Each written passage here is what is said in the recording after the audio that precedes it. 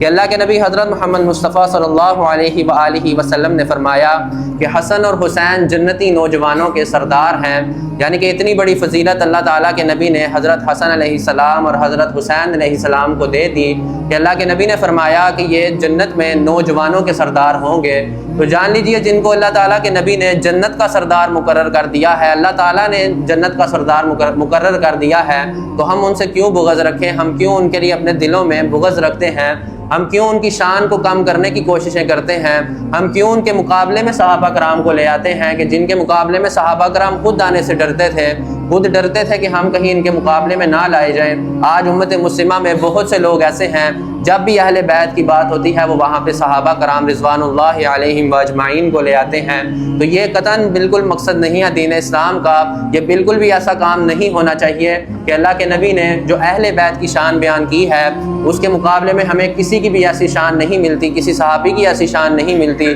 جو شان اللہ تعالیٰ کے نبی نے اہل بیت کی بیان کر دی ہے۔